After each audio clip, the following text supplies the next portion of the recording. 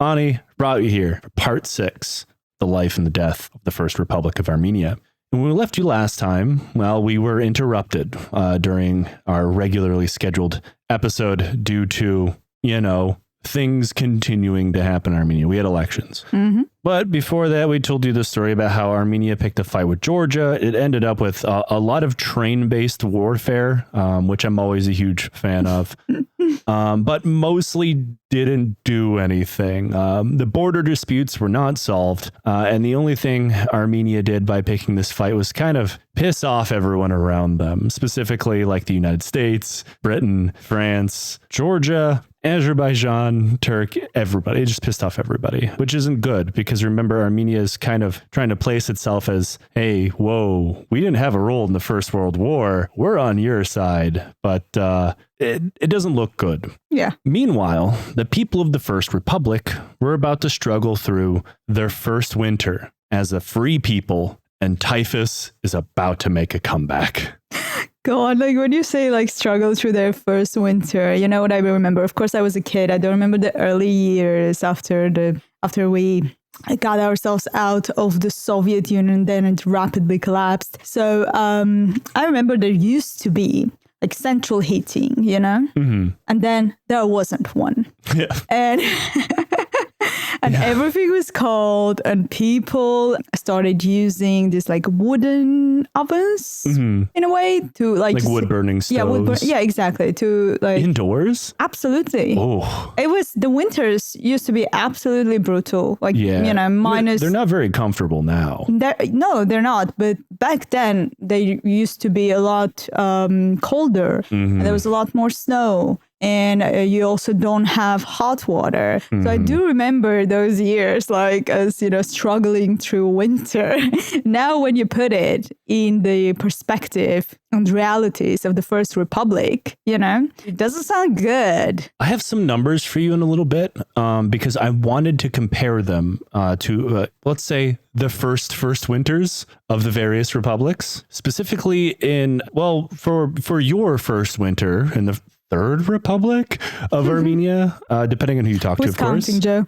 Obviously, there was the war with Azerbaijan and all of the trauma that came with the dark and cold years. These are a different kind of dark and cold years, darker and colder in ways that we cannot possibly comprehend. And just to revisit what is happening within the borders of Armenia, among the wars, the mobilizations, and the government trying and failing at almost everything, Armenia is a nation of the walking dead. Refugees from the Ottoman Empire, or what used to be the Ottoman Empire, now nearly outnumber those who lived in Armenia prior to the genocide. Over 500,000 people had flooded into Armenia. And remember, at the time, Armenia's population was only about 1.5 million. Give or take. The Russian imperial census were not great. Yeah. And the vast majority of these people piled into the Yerevan Governorate, which is what were known as provinces at the time, today Mars. But they're using the imperial territorial designation of governorate. This isn't even counting the several thousand who had become refugees in places like Karabakh, Zangezur, or Georgia, or Kars, or these places that are not under the First Republic's control, as much as anything is under their control at this point. Yeah.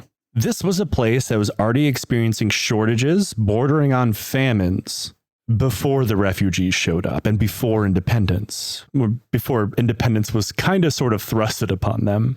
Add in the destruction from war, the domino effects of failure from the collapse of the Russian Empire and resulting Russian Civil War, and just everything else that we've talked about. There is nothing in Armenia. No food, no medical supplies, no housing, and no hope of any of those things changing. Allied officials, which remember, there are British troops occupying Karabakh, Kars, Zangezur, in at least part or whole, and they are attempting to assist Armenians. They say supplies are coming, and they are, but look at a map. It's gonna be a while. One of these American officials walking the streets of Yerevan had this to say about what he saw there. Shelterless, death-stricken throngs milled about from place to place. Children crying aloud. Women sobbing in broken, inarticulate lamentation. Men utterly hopeless and reduced to staggering weakness, heedless of the tears rolling down their dirt-streaked faces. Teeth bared in a ghastly grin that had long since ceased to be a smile. An emaciated, skin-stretched grin, fixed and uncontrollable. Yeah, that doesn't sound good. Hundreds of thousands of people are homeless. Because remember, when all these refugees come in, there's no housing for them. Yeah. And Armenia lacks the ability to build more housing. They're just left outside in the snow, hunting throughout Yerevan for any rats, cats, or dogs that might still be alive. Stories of cannibalism were not uncommon. I couldn't find any accounts of people being murdered and eaten, but there are countless. I found no less than 50 first-hand accounts of people watching people pull bodies out of mass graves to eat them at the edge of Yerevan. And so many thousands were thrown into these mass graves that the Armenian church gave up trying to keep up with last rites, which I should point out, they didn't even do that during the genocide. The only ration that the government could offer was about 100 grams of bread per day. Rough calculations, because obviously ingredients matter, and I don't exactly have the recipe, that's maybe 200 calories. That is not enough to survive on. You will die if you eat this. And many people did. Typhus killed so many people that the government report said there wasn't a single house, a single family that didn't lose at least one person in what was an uncontrolled epidemic. Somehow, things outside of Yerevan were far, far worse, to the point that we don't actually know what happened. These areas we'll just generally call the regions, is what we commonly call them today. That is everywhere other than Yerevan, for people who don't know. Yeah. Whole villages died silent deaths. Entire families starved to death in their homes or died of disease without anybody else knowing. 65% of the entire population of Sadarapat died. A quarter of the population of Ichmiatsin died. For people who don't remember, that is the site of the Holy Mother See of the Armenian Church. In Sevan, people resorted to eating the grass as if they were livestock because there were no livestock, unknowingly eating things that were poison. In the regions, they didn't even get the 100 grams of bread or whatever. The government's reach didn't go that far. They were in no man's land.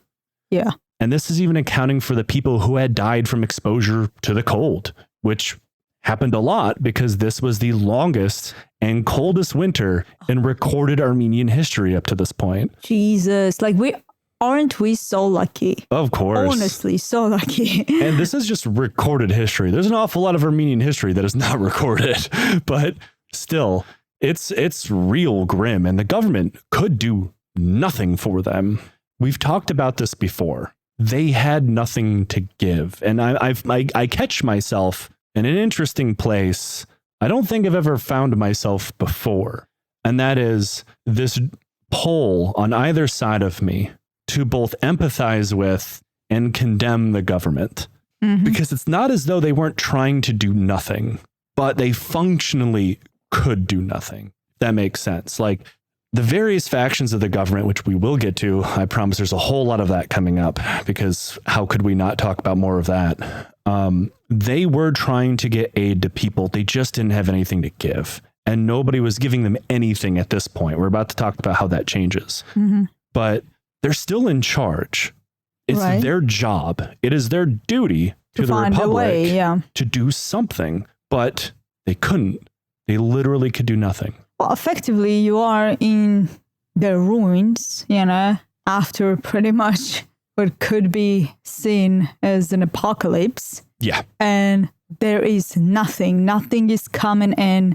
Whatever is left, that's just it. You have a lot more people, considering how many people just escaped the genocide only to slowly die, in a place that they probably hoped to survive in. And on top of that, you already have a population in Armenia itself that is now also riddled with disease and also doesn't have much or anything really. Yeah, because remember the first summer, we already had a typhus outbreak. We had a cholera outbreak. They've already been through famine, and the government kind of spent everything to survive the first one.